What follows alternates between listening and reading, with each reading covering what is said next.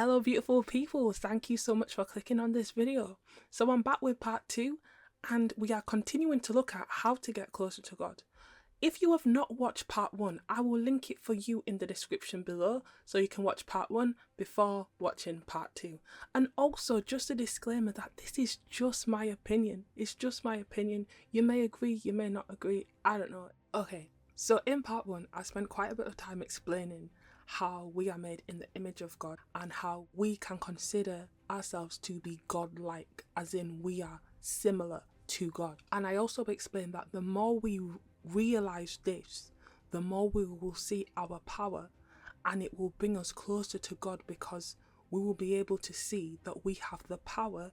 Even in this world, we have the power to do things that are God-like, and we can also make that power known to other people and show them the power that they have within themselves. So by using our power that God has given us, we can actually motivate and inspire other people so that they realize their power, and then those people can go on to inspire other people who will also realize their power. So it's like a domino effect.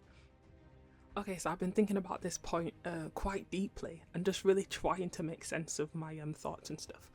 But how I see it is, no one can see God, right? You can't see God. Like, you can experience God and stuff, but you cannot see God.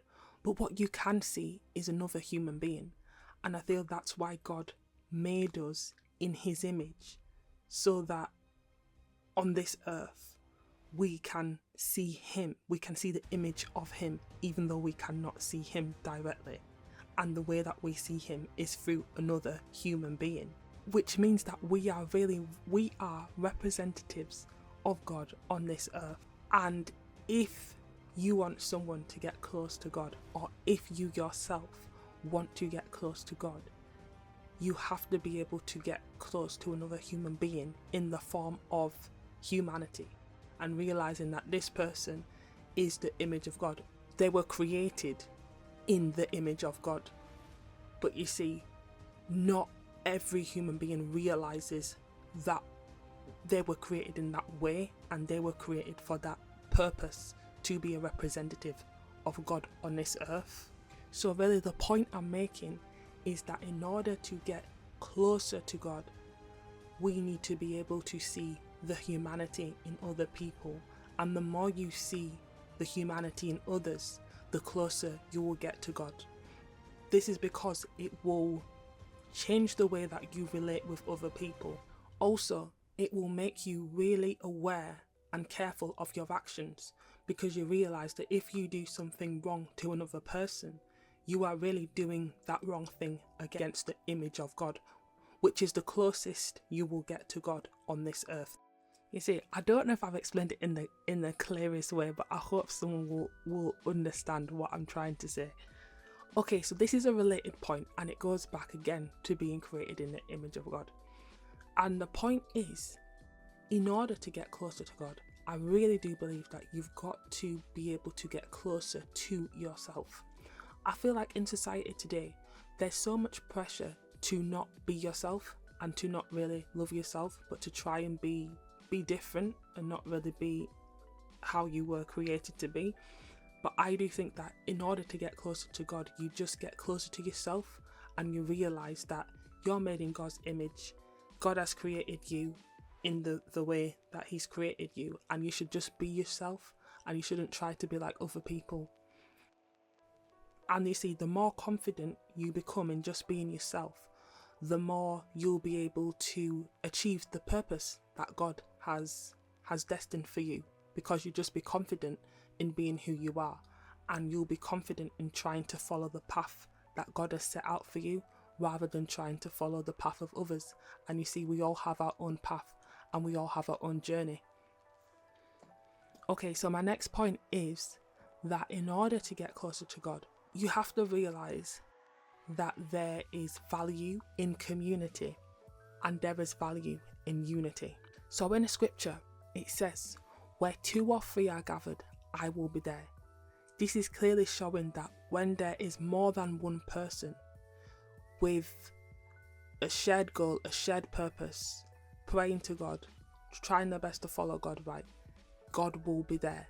And it's showing the importance of having community and having unity, having a group of people behind a common goal and a common purpose.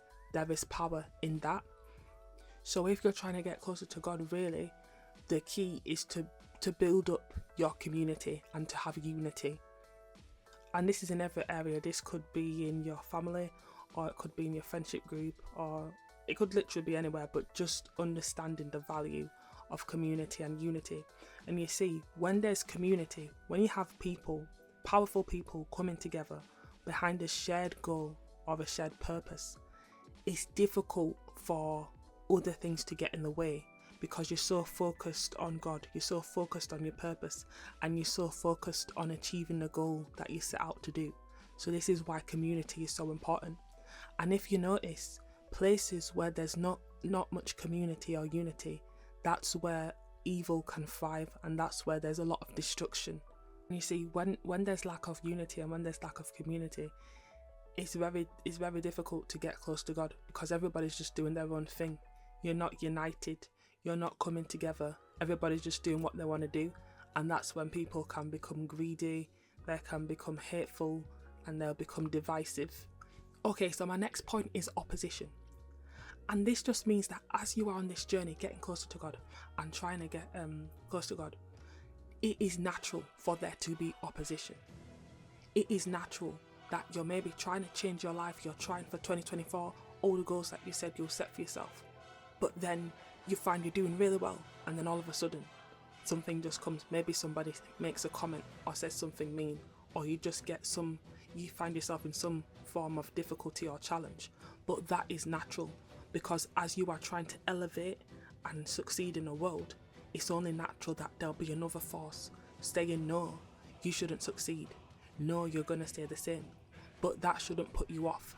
That should just let you know that you are powerful, and that's why you're having this other force that is trying to push you back, because not everybody in the world will want to see and achieve your goals. So that's why you'll sometimes have that opposition, but you've got to hold on to God and allow God to keep pushing you forward so that you achieve your purpose and your goal.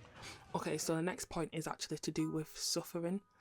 And you see, right, the way I see things, I do believe that as human beings in this world, we are not here to suffer. We are here to really have a good time, and we should enjoy life, and we should make good memories.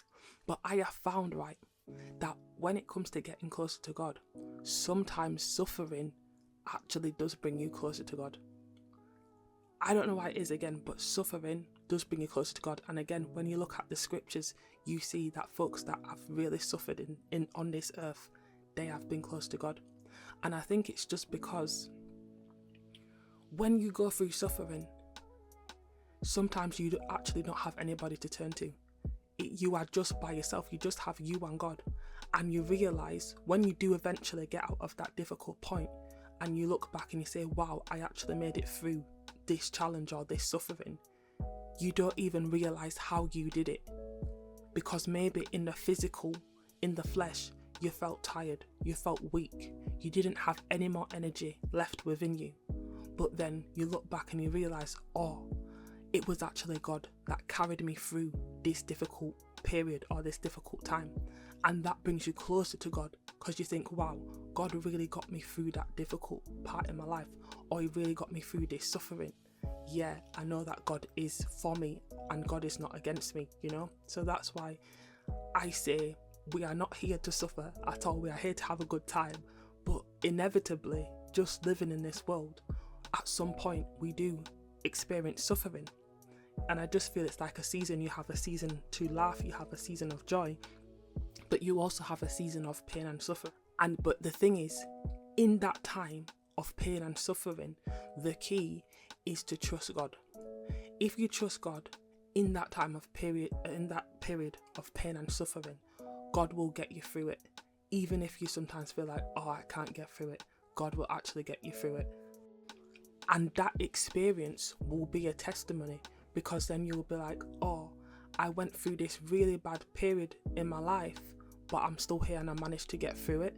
And you see, that will be a testimony, because you will be thinking, oh, I don't know how I did it in the physical. you felt weak, you felt tired. But then in the spiritual, you realized that you were actually fighting, and God was fighting for you, and that's how you managed to overcome the suffering.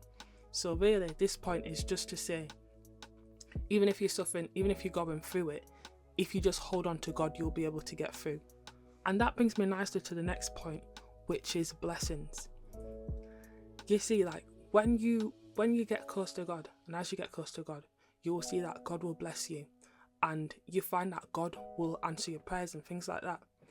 But the thing is, even when you are blessed, you gotta make sure that you still keep on getting closer to God, because it's easy to pray and you speak to God and then God blesses you, and then once God blesses you, you forget and you start getting prideful and you start getting boastful and you start thinking, oh yeah, I can do everything by myself, I don't need God anymore. But you gotta make sure that even in the blessings, that you still keep getting closer to God and you express gratitude to God for the blessing. Because the thing is, what I find is, when you're suffering and when you're going through it, you'll be praying, you'll be fasting, you'll be doing all these things, right? Really trying to get close to God. And then as soon as that season is over, and when the sunshine comes out and everything's fine and you're happy, you've been blessed, it's easy to forget. It's very, very easy to forget, because, I don't know, it's just easy to forget the pain. But you just got to remember, even in that joyful time and when you're being blessed and when you've achieved your goals, you got to make sure that you give it back to God. You got to give it back to God, and you got to express gratitude and know that God will give you even more. And that brings me to the next point, right? Which is humility. Even if God gives you everything that you've asked for, it could be, I don't know, financial blessings, it could be healing, like anything that you've asked for, when God gives it to you, you still have to remain humble. You really have to remain humble, and you have to realize you will never be close enough. This is a constant journey of getting closer to God, you know? Even if you're blessed, even if everything's going well in your life, you still have to be humble and realize there's always room for improvement, and there's always room to get closer to God, because it's a constant journey. So yeah, you've just got to be humble in everything. Like even if you get blessed, even if you achieve things, you got to stay humble and not be prideful or boastful. I think it says somewhere in the scripture that you can only boast in the Lord. So even if you achieve everything that you want to do, you still have to give it back to God and say, okay, God, thank you for making it possible.